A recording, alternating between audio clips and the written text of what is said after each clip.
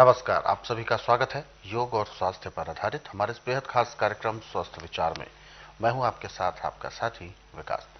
दर्शकों, स्वस्थ विचार कार्यक्रम में आप हमारे इस कार्यक्रम से जुड़ते हैं।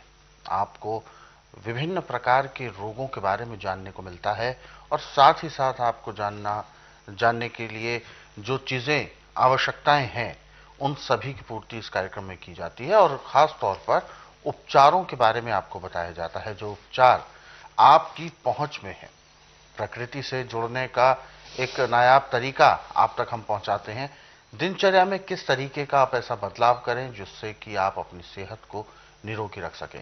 इन्हीं सब सवालों पर हम कार्यक्रम में चर्चा करते हैं, अलग अलग रोगों पर विषय रखते हैं और इन सभी विषयों में हमारा मार्गदर्शन करते हैं जाने माने असाध्य रोग निवारक गायत्री सिद्ध पंडित श्री लक्ष्मण दास रतन भारद्वाज जी। आइए सबसे पहले गुरु जी का स्वागत करेंगे और कार्यक्रम की शुरुआत करते हैं। गुरु जी, आपका स्वागत है। नमस्कार। नमस्कार। दर्शकों, ये कार्यक्रम केवल कार्यक्रम नहीं है, बल्कि आप सभी के लिए एक ऐसी पाठशाला है जिसमें हर एक दिन आपको नए नए अध्याय पढ़ाए जाते हैं और ये अध्याय आपके जीवन से जुड़े हैं। किस तरीके से हम अपने रोजमर्रा के जीवन में अलग अलग बीमारियों से, अलग अलग रोगों से परेशान हो जाते हैं, कैसे परेशानियां हमारे शरीर में प्रवेश कर जाती हैं छोटे छोटे रोगों के रूप में, और यदि सही समय पर ध्यान नहीं दिया गया तो वह छोटी समस्या एक बड़े रोग का रूप ले लेती है। लेकिन अगर आपको पता होंगे रोगों के लक्षण, रोग की पहचान और फिर उसके उपचार, तो आप उसको बहुत ज्यादा समय ना लगाकर तुरंत उसकी शुरुआती दौर में ही रोकथाम भी कर लेंगे। यही हमारे इस कार्यक्रम का मूल उद्देश्य है कि आपको जागरूक करें आपके स्वास्थ्य के प्रति। इसी कड़ी में हम आज के इस अंक में आंखों के एक ऐसे रोग के बारे में बात कर रहे हैं जिसका ठीक होना लगभग लगभग नामुमकिन माना जाता है एलोपैथ में। ये रोग है मोतियाबिंद का। हालांकि बहुत सारे जो डॉक्टर्स हैं वो दावा करते हैं कि ऑपरेशन के बाद इसको ठीक किया जा सकता है। बहरहाल क्या है सब कुछ सच्चाई, किस तरीके से यथार्थ क्या है, वो सब हम इस कार्यक्रम के जरिए जान पाते हैं। तो चलिए शुरू करते हैं आज के इस मुख्य विषय पर चर्चा। गुरु जी, आज के इस अंक में हम बात करेंगे मोतियाबिंद के बारे में। और मोतियाबिंद, सबसे पहले तो हमारे दर्शकों को हम चाहेंगे आप बताएं कि क्या है मोतियाबिंद, कैसे होता है, किस तरीके से पहचाने कि मोतियाबिंद की शुरुआत है। देखिए, मोतियाबिंद दो किस्म का, एक सफेद एक काला। अच्छा। सफेद वाले पकने के बाद तो लाइट आ जाती है आंख में। हम्म। काले का कच्चे का ऑपरेशन करके तो लाइट आ जाती है, पक जाए उसके बाद लाइट नहीं आती। हम्म। आंख की चौथी परत में 7 परतें होती हैं आंख की पर्दे के आगे, एक झिल्ली सी बन जाती है। वो झिल्ली जब बन जाती है तो वो झिल्ली जो फिर पर्दे के ऊपर प्रेशर नहीं पड़ने देती, पता नहीं लगता क्या है। अच्छा। अब मेडिकल में तो प्रेशर करके इसमें लेंस फिट कर देते हैं, परंतु स्वास्थ्य विचार में ऐसा नहीं है। स्वास्थ्य विचार में इसके लिए एक नहीं सैकड़ों दवाइयाँ हैं, वो रोगी की तकसीर के ऊपर से दी जाती है कौन सी दवाई इसको देनी है। और ऐसे टेम्परेरी रिलीफ के लिए सबसे अच्छा है कि आप सूखी हल्दी ले लें करीब 5 ग्राम जी। और सूखी हल्दी को किसी भी कांच की शीशी में डाल के ढक्कन वाली में नींबू के रस से उसको भर दें। अब वो गर्मी का मौसम है तब तो टाइम कम लगेगा, सर्दी का मौसम है तो इसमें टाइम ज़्यादा लगता है। अब वो नींबू का रस पी करके वो फूलना शुरू हो जाएगी। जैसे जैसे रस कम होता जाए फिर नया रस डालते जाओ। 45 दिन तक वो उसी में रखनी है। 45 दिन के बाद अब उस नींबू के रस से निकाल के उसको छाया में कमरे के अंदर पतला कपड़ा सूती उड़ा के और पंखे के नीचे पंखा चला दे, उसकी हवा से वो जल्दी सूखेगी। जब वो दोबारा ठोस हो जाए, सूख जाए, तो पत्थर के ऊपर जैसे चंदन घिसते ऐसे घिस के और आंखों में ऐसे लगानी जैसे आप काजल लगाते हैं। लगती बहुत है। अच्छा। अब उसके बाद आपकी 5 से 10 मिनट तक आंख नहीं खुलेगी और आंखों से पानी ऐसे टमटमाने लगेगा जैसे बारिश से पानी गिरता, ऐसे आंखों से पानी गिरेगा। और जो अंदर वो झिल्ली बन रही थी वो कटना शुरू हो जाएगी। इसका असर पर्दे तक जाता है। अच्छा। और जब दिन में 2-3 बार इसको लगाएंगे, एक बार रात को सोती दफा लगाएंगे, तो आपको पहले दिन कम से कम 5 से 10% रोशनी में परिवर्तन आ जाएगा और 15-20 दिन में आपको 35-40% विराम मिल जाएगा। परंतु इसमें नशा किसी किस्म का नहीं करना। अच्छा, इस दौरान? हाँ, खाना भी बिल्कुल सिंपल खाना है और दिन में 12 बजे से पहले पहले, रात्रि का दिन अस्त होने से घंटा 1.5 घंटा पहले ताज़ा ताज़ा गर्म खाना खाना। खाना खाते समय 2 गिलास गर्म पानी, लहसुन प्याज अदरक का रस मिला के पीना अति आवश्यक है। उसका तरीका है कि 2-4 ग्राही खाना खाया, फिर 2 घुट पानी पिया, फिर 2-4 ग्राही खाना खाया, 2 घुट पानी पिया। पानी पीने में, खाना खाने में पूरा 1 घंटा लगा दें। उसके बाद दातन कूड़ा करके 5 मिनट के लिए वज्रासन बैठ जाए। फिर वज्रासन से उठ के कम से कम आधा घंटा थोड़ी सैर करें।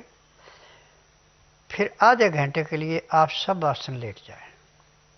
आधे घंटे के बाद बाईं साइड करवट ले 5 मिनट के लिए, फिर दाईं साइड करवट ले 2 मिनट के लिए, फिर सब आसन लेट करके बाईं साइड को करवट लेके उठें।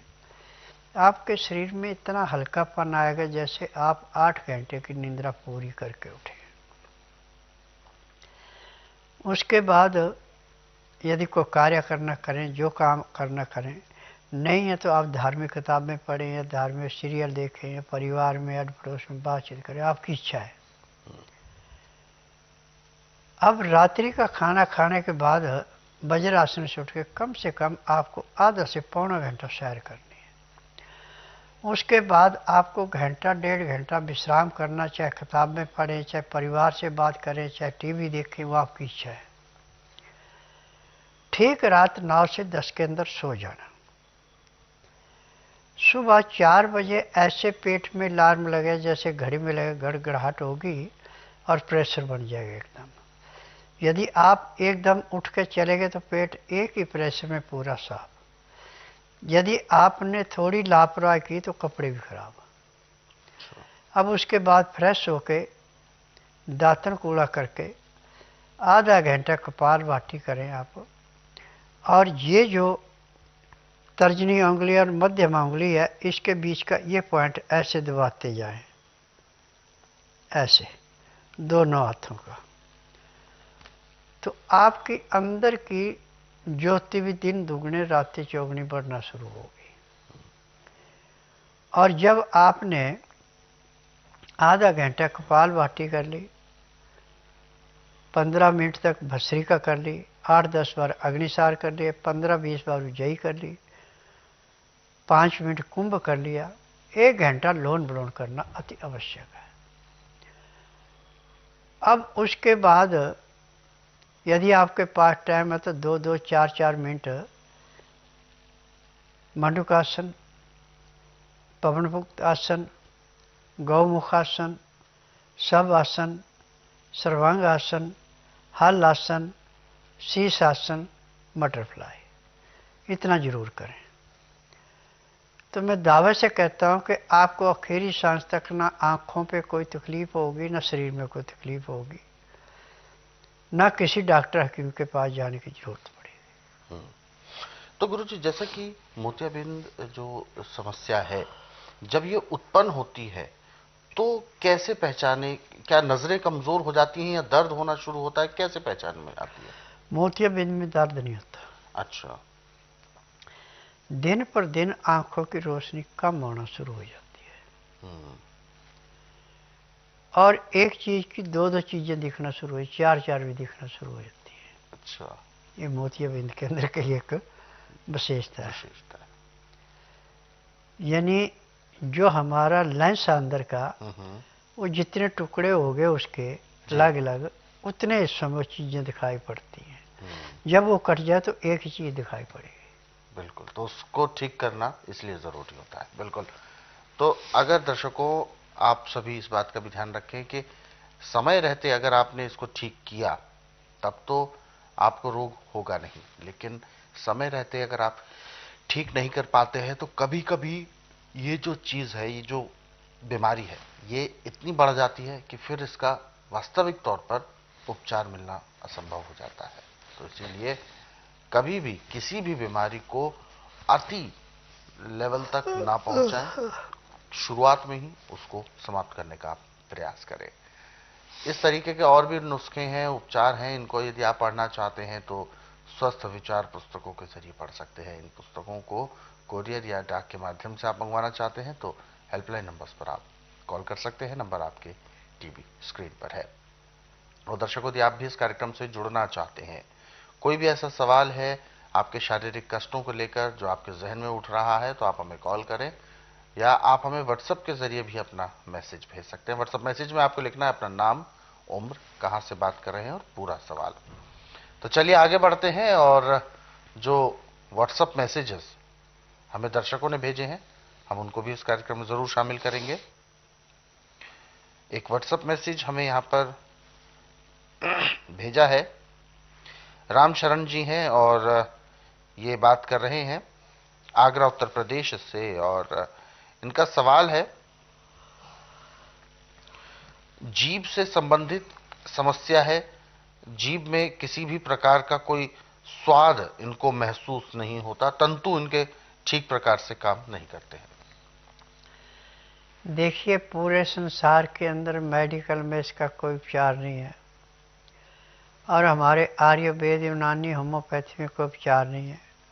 परंतु मेरे पास इसका उपचार ऐसा है कि जिस दिन आप आएंगे उसी दिन आपको 5% परिवर्तन आ जाएगा। क्योंकि मैं नाड़ी वैद्य हूँ, जड़ी बूटियों से इलाज करता हूँ, मेरी अपनी फार्मेसी, दवाइयाँ बनाने की दवाइयाँ रजिस्टर्ड है, पेटेंट है, इनका साइड इफेक्ट कोई नहीं है। जब तक जीभ के तंतुएं आपका पूरा काम नहीं करेंगे, आपको किसी चीज़ का टेस्ट नहीं लगेगा। तो जड़ी बूटियाँ तो इसको ठीक कर देती हैं, बाकी जो केमिकल वाली दवाइयाँ ये नहीं करती। हम डॉक्टरों को दोष नहीं दे सकते, हम दोष उनको देते हैं जो इन दवाइयों को बनाते हैं। क्योंकि इन दवाइयों की विशेषता है कि जहाँ पे तकलीफ हो उस अंग को शून्य कर दो। रोग काटना मेडिकल में किसी रोग की दवाई नहीं है। और जो हमारा आयुर्वेद, यूनानी, होम्योपैथी का, इसमें भी कोई इलाज नहीं है। क्योंकि डॉक्टरों को हम दोष दें तो नहीं दे सकते, और आजकल आयुर्वेदिक, होम्योपैथी और नेचुरिस्ट वाले भी ज़्यादातर अंग्रेजी दवाइयाँ ही प्रयोग में लाते हैं। और मेरा एकमात्र आश्रम ऐसा है कि इसमें किसी किस्म के केमिकल की कोई भी दवाई नहीं दी जाती, और ये सब दवाइयाँ जड़ी बूटियों से बनती। मुझे 10,000 जड़ी बूटियों की पहचान है जिनसे मैं दवाइयाँ बनाता हूँ, और मेरी अपनी फार्मेसी, दवाइयाँ बनाने के दवाइयाँ रजिस्टर्ड है, पेटेंट है, इनका साइड इफेक्ट कोई नहीं।